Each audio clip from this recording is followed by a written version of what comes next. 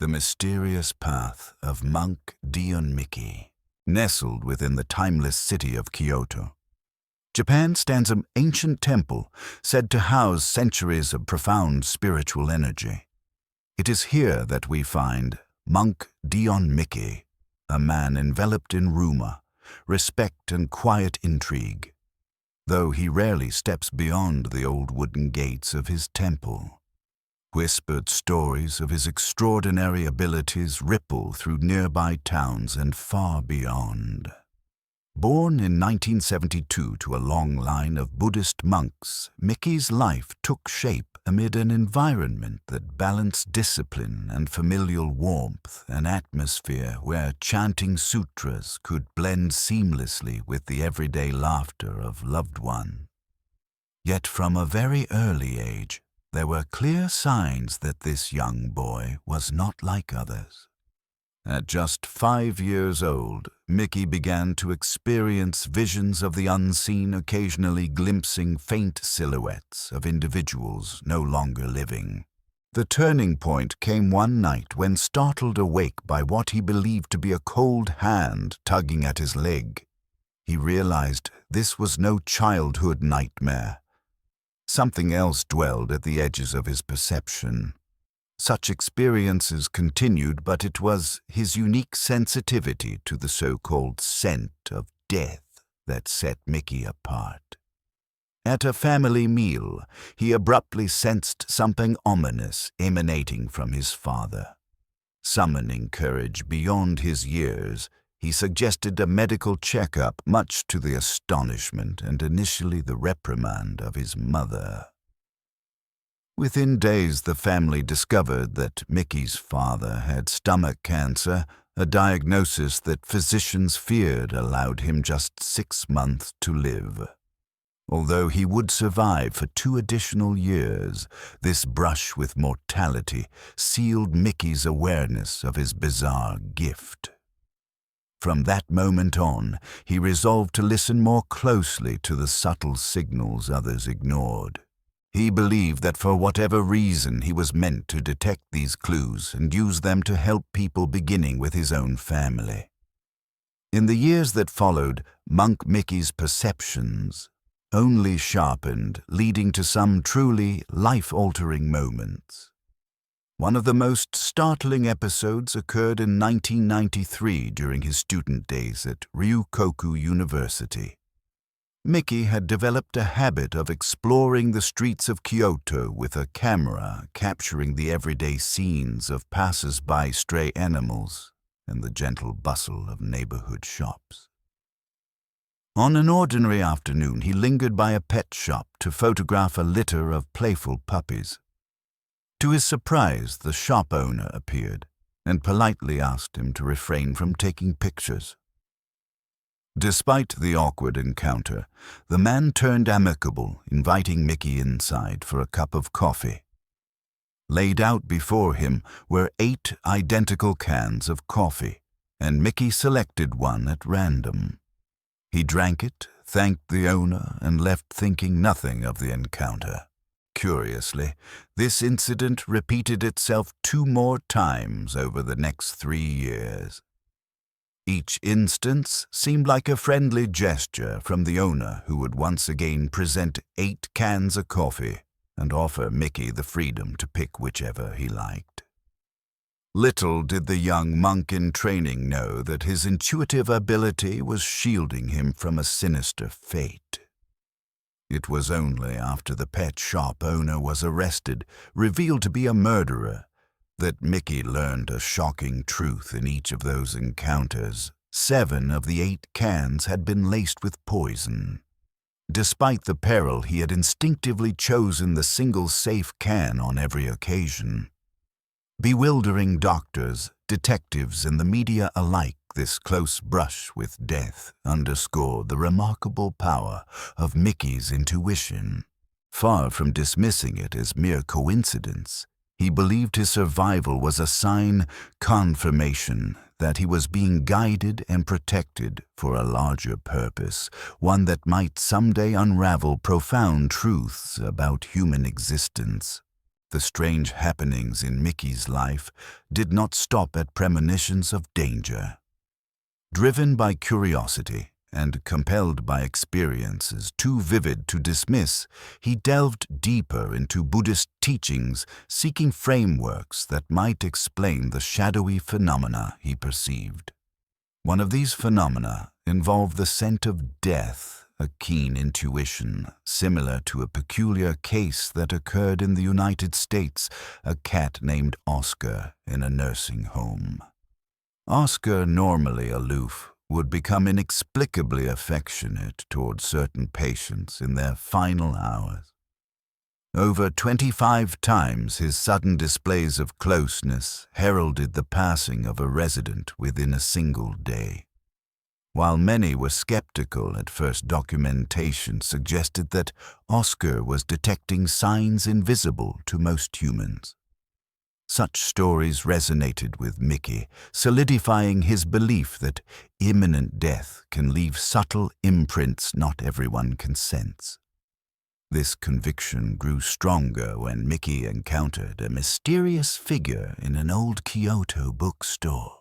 Upon entering, he immediately detected what he called the scent of death, and after carefully scanning the room, realized it was emanating from an elderly man browsing the shelves. Torn between concern for a fellow human and hesitation about appearing intrusive or macabre, Mickey nearly remained silent. In a twist of fate, the old man struck up a conversation, remarking on Mickey's apprehensive gaze. Summoning his courage, Mickey gently suggested a medical checkup, only to be met with a surprising reply.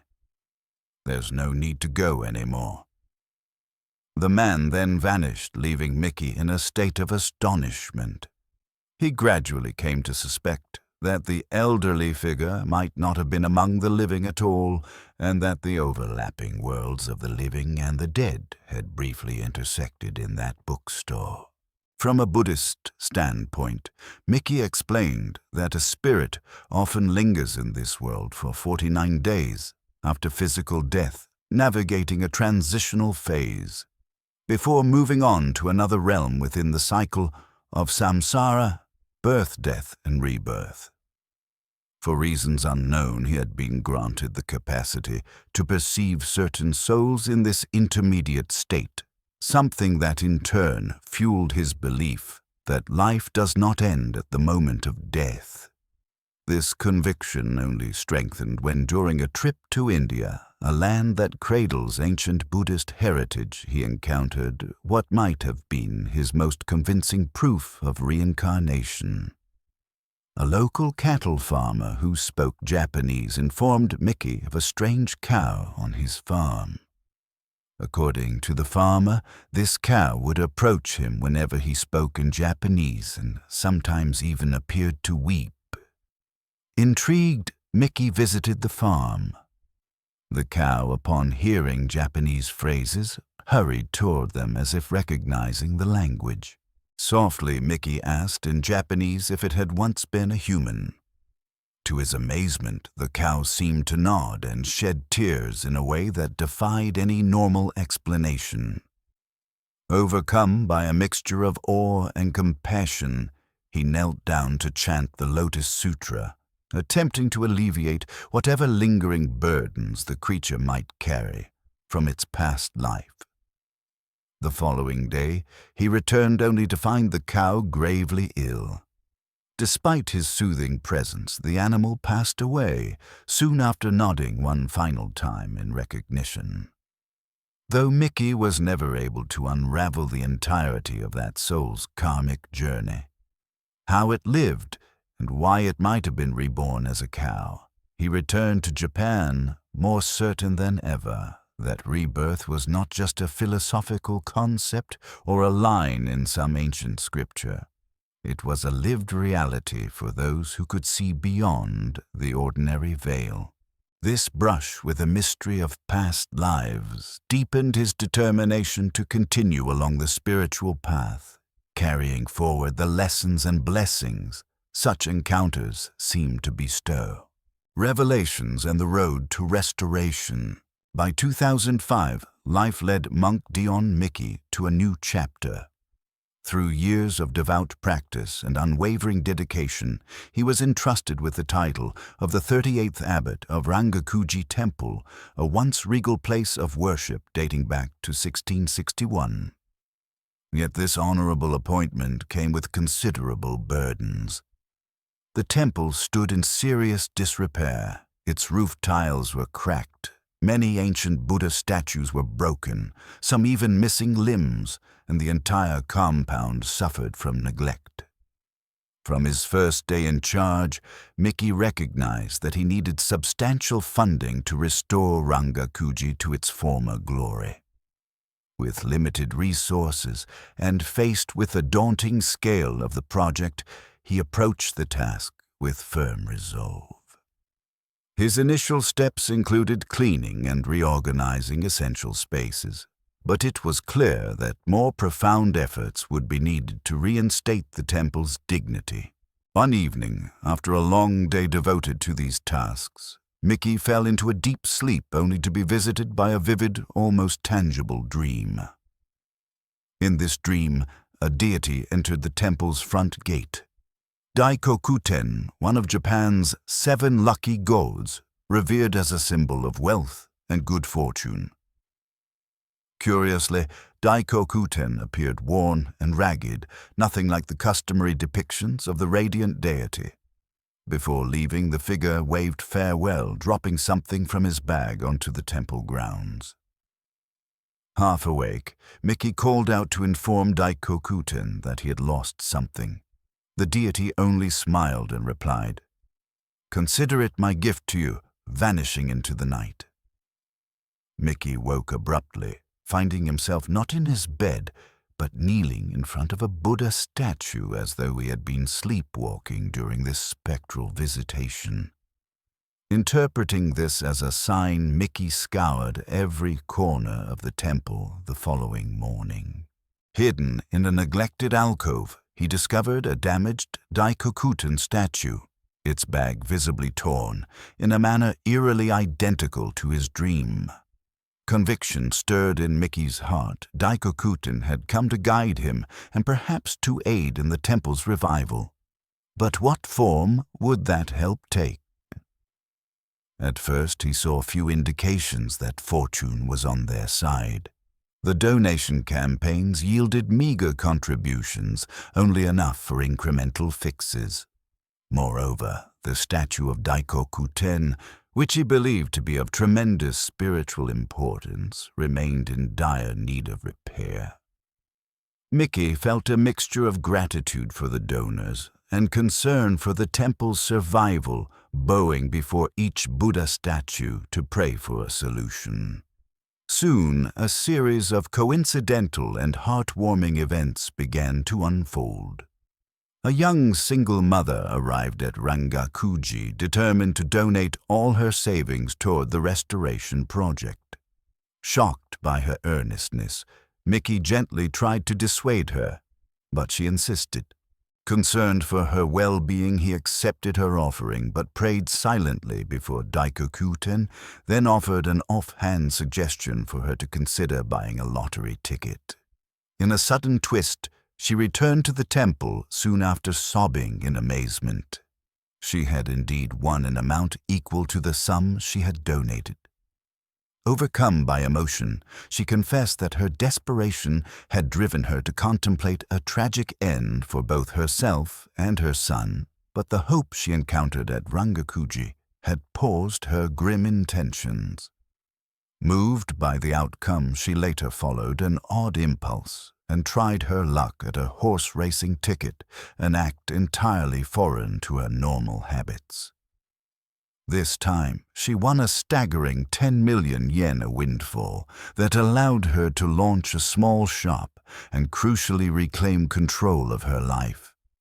Filled with gratitude, she returned to Rangakuji to make an additional donation. Word of these strange blessings swept through the community, prompting an influx of visitors eager to see the statue and pray for their own share of fortune. As the temple's reputation began to rise, so did the stream of people intrigued by either faith or curiosity. Not long thereafter, a local store owner specializing in religious artifacts approached Mickey with an uncanny tale. A client had commissioned a pedestal for a Buddha statue, but due to a measurement oversight, the piece ended up the wrong size and could not support the intended statue. Left with a perfectly crafted yet unusable pedestal, the store owner felt compelled to donate it to Rangakuji. To everyone's astonishment, the pedestal fit the battered Daikokuten statue as if it were custom-made. This serendipitous match left Mickey and onlookers in awe, reinforcing the sense that unseen forces were at work. More mysteries followed. During the dismantling of a dilapidated structure on nearby property, workers unexpectedly unearthed a set of ancient statues identified as the Shichi Fukujin Japan's 7 lucky gos, who are widely revered for bringing various forms of fortune and prosperity.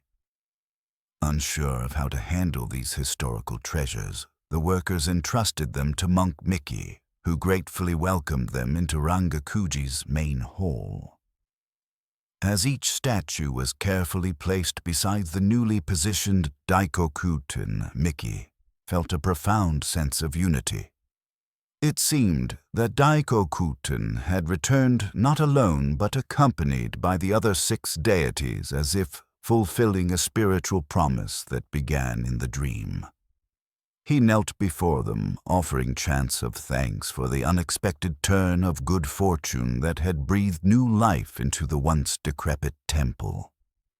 Even as these remarkable events drew attention, Mickey's reputation spread not merely for perceived miracles, but for his unsettlingly accurate prophecies. In 2010, long before international media painted him as a clairvoyant, he delivered a public lecture outlining 7 distinct calamities that he believed would unfold in stages. First, a global pandemic that would forever alter how society functioned. Mickey later likened it to the COVID-19 crisis, which arrived around a decade after his warning, and indeed claimed millions of lives in a short span. Next, he foresaw international conflicts, citing Russia-Ukraine tensions and the Indian-Pakistani confrontations as prime examples of wars born of aggression.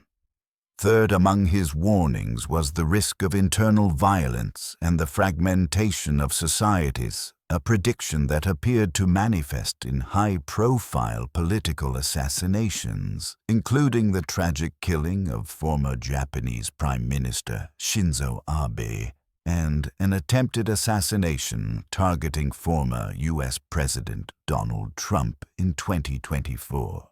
Mickey's 4th and 5th warnings pointed to cosmic irregularities, unusual planetary alignments, and eclipses that in numerous mythological and astrological traditions portend massive upheavals for humanity. Indeed, the early months of 2025 saw a rare alignment of 7 celestial bodies, stirring both scientific curiosity and popular apprehension.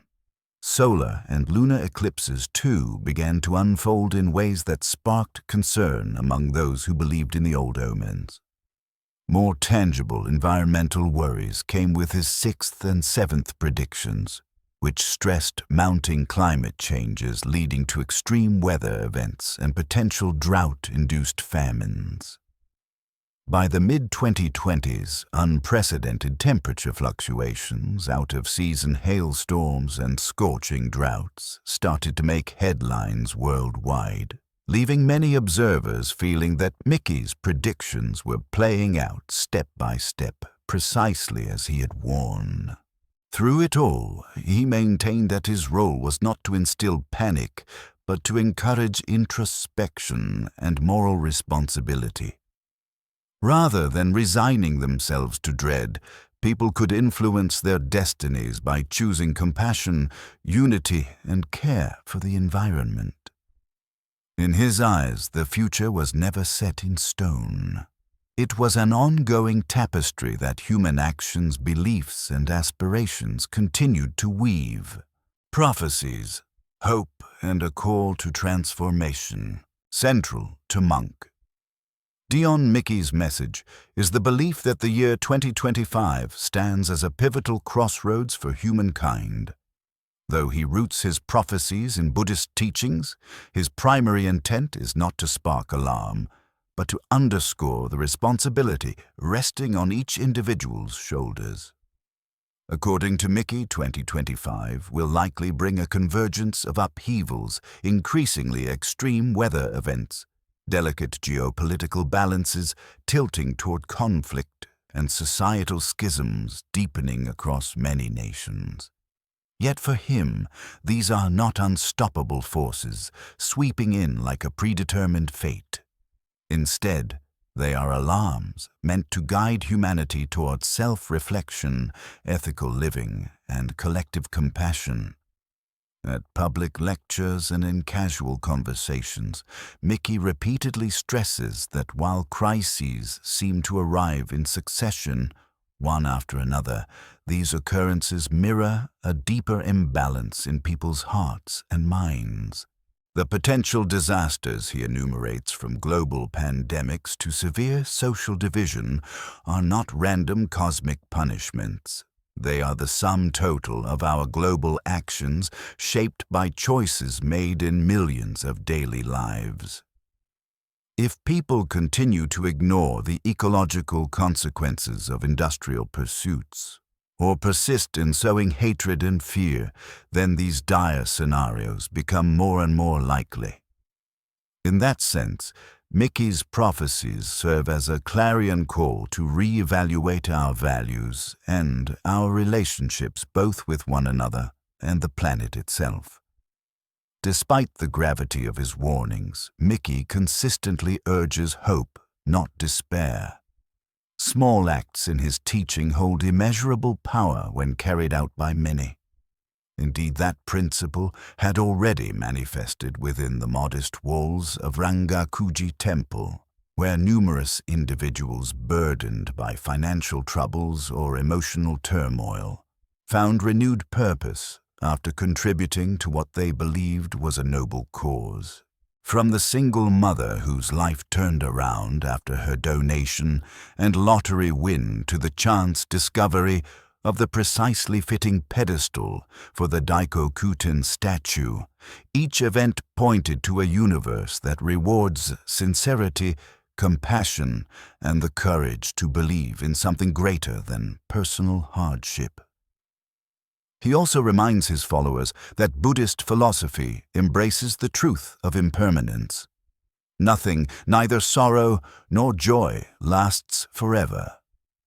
Calamities can be potent catalysts for human solidarity, prompting people to transcend narrow self-interest and recognize the fragility of life. By acknowledging this vulnerability, communities can grow stronger, more empathetic, and more resourceful. Nonetheless, Mickey does not gloss over the harm that can ensue if humanity ignores these urgent signals. His anecdotes about restless spirits, a cow seemingly caught in karmic cycles, and the presence of extraordinary phenomena in everyday life all reinforce the principle that each action carries onward, shaping future experiences and existences. In the broader tapestry of Mickey's teachings, 2025 emerges as more than a date on the calendar. It symbolizes a threshold where choices both grand and mundane converge to shape the trajectory of our world.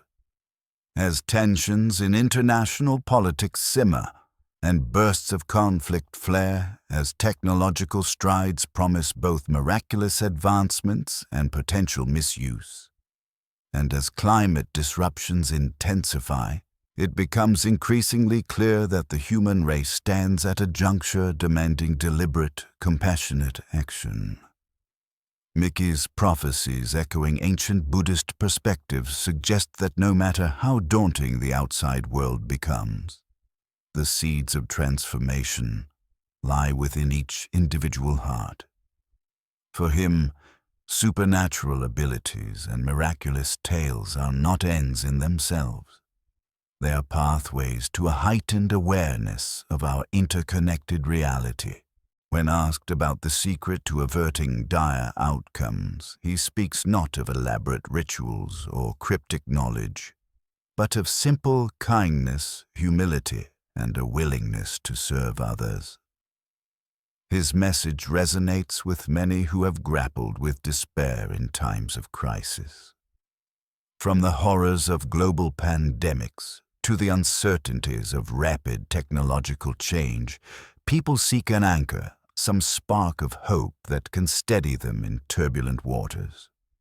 Mickey's insistence that doom is never guaranteed appeals to those striving to make positive contributions in a world often overshadowed by alarming headlines.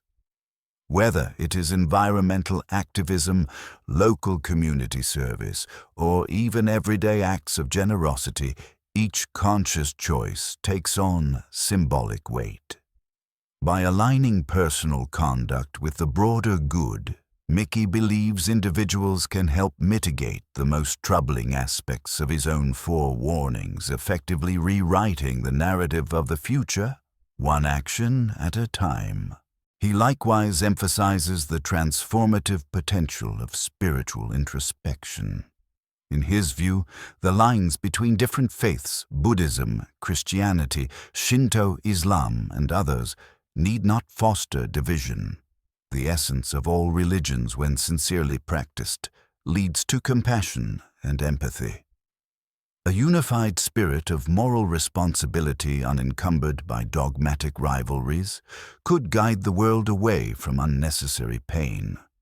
And in that sense, prophecies are never meant to imprison the present within a fatalistic vision. Rather, they serve as a beacon that warns of danger while illuminating the possibility of grace. Mickey's own story, from narrowly escaping a murderer's poison to helping usher in a rejuvenation of Rangakuji Temple, stands as a testament to how guided instincts and earnest faith can yield extraordinary outcomes. As we reach the end of his account, one overarching theme remains clear. Even amid prophecies of turmoil, monk Dion Mickey advocates a path of unity, compassion, and moral clarity. He has demonstrated an unwavering commitment to these ideals, spiritual visions, miraculous escapes, and all. Whether you find these stories astonishing, comforting, or challenging, they raise questions that penetrate to the core of human experience. Are we simply spectators in a universe governed by hidden forces, or do our day-to-day actions guide the destiny of ourselves and the world? For Mickey, the latter is undeniably true. In other words, however ominous the winds of change may seem, the power to transform the future rests firmly in our collective hands. Thank you for journeying with us through the life and insights of monk Dion Mickey.